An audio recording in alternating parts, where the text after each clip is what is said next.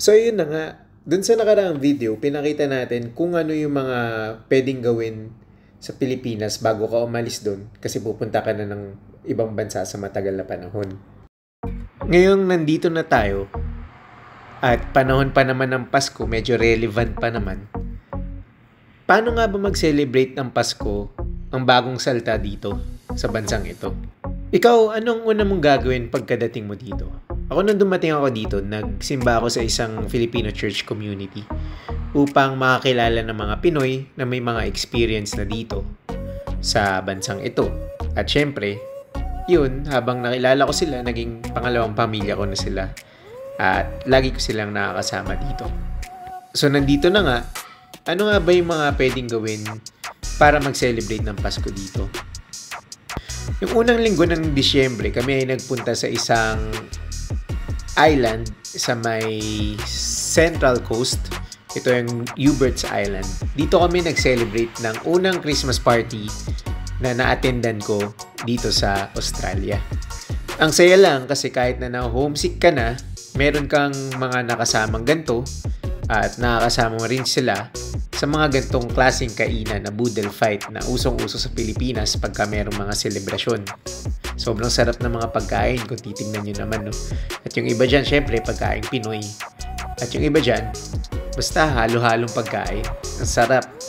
2, 1, Merry Christmas! At nakita nyo naman, tumaob ang aming kinain. May dahilan na. Sila lang kumain yan. Ano, Dok? Ano masasabi niya, Dok? Napakasarap. Very much. Unang Pasko pa lang yan dito pero grabe ang busog at ang saya ng samahan. Meron akong ibang video na ilalabas about dito sa camping na to. Hindi ko na sinama lahat ng video kasi hahaba na. Anyway, ano yung mga pwedeng sunod na gawin para i-celebrate ang Pasko dito sa bansang ito? Ano nga bang meron sa syudad kapag gantong season sa gantong bansa? Pumunta ako ng City of Sydney para tignan kung anong meron doon sa gantong Christmas season. Ang isa sa una kong napuntahan ay ang St. Mary's Cathedral na isa sa pinaka-tanyag na simbahan dito sa Australia. At meron silang ganyang light effect sa facade ng kanilang simbahan. Ang ganda naman pagmasdan. Ang sarap tignan at nakakaaliw. Habang tinitignan ko yung mga ilaw na yan, namiss ko lang yung Pasko sa Pilipinas kasi iba talaga ang Pasko dyan.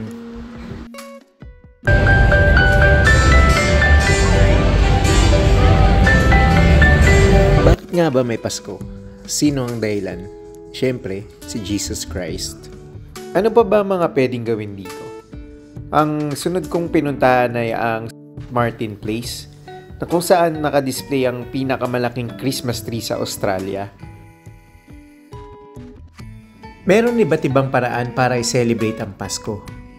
Pero tinignan ko kung paano ko siya masusubukan at may experience dito. Ngayon, pumunta ako sa isang Christmas celebration ng isang Christian church sa may Australia, ang Hillsong. Dati napapanood ko lang to sa YouTube at naririnig yung mga kanta nito pagka merong youth event. Pero ngayon, tinry ko dito at yun nga, nakita ko na in person at kung paano ito. Saya naman. Ngayon, paano mo naman isi-celebrate ang New Year's Eve mo sa iyong bagong bansa na napuntahan?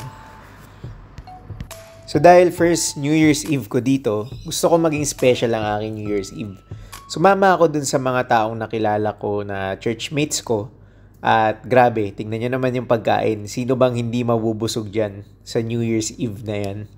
Grabe, ang ganda rin ang pasok ng taon kasi yan yung mga kasama mo. At yan din yung mga pagkain na nakain mo. At yan din yung fireworks na nakita mo. Yung unang clip na yan, 9 PM pa lang yan. 3 hours before ng New Year. Pero pumunta kami dyan sa Darling Harbour muna para makita yung kung anong meron na fireworks dito.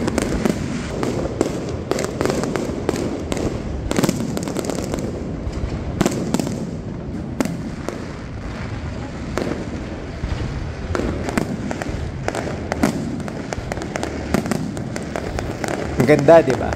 So habang nag-aabang ng New Year, kami ay bumalik sa apartment para magkaroon ng konting Bible study.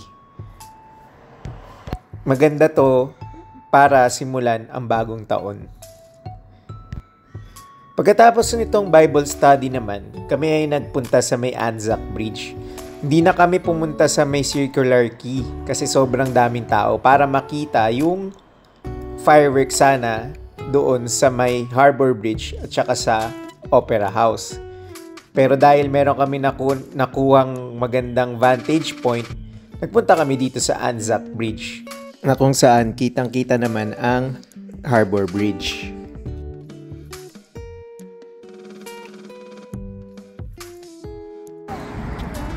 Nagre-ready na po sila sa kanilang stante.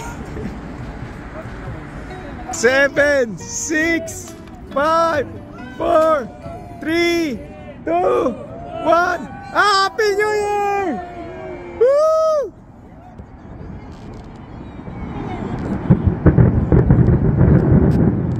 Happy New Year, guys!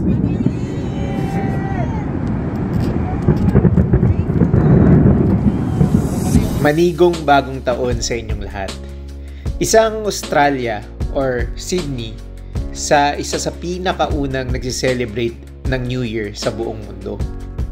Anyway, napakaganda lang mapagmasdan nitong mga paputok na ito at nasasaksihan mo sa isang historic place which is yung Harbor Bridge ng Australia.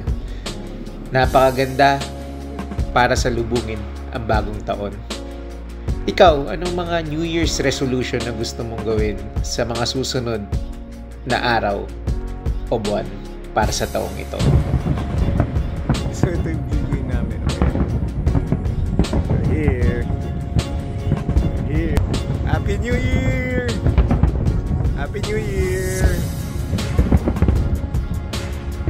Maybe you bless 2024, Lord. Dito kami sa Anzac Bridge. Marami akong i-upload na video sa pagdating ko dito, pero inuna ko tong Christmas and New Year celebration dahil relevant pa. Yun lang, maraming salamat sa panonood. Hanggang sa muli, nakita nyo nagbabalot pa sila ng mga pagkain. Syempre, ako yung pinakamaraming binalot. Kita-kits tayo sa susunod na video. Paalam. Hanggang sa muli, stay safe. Peace.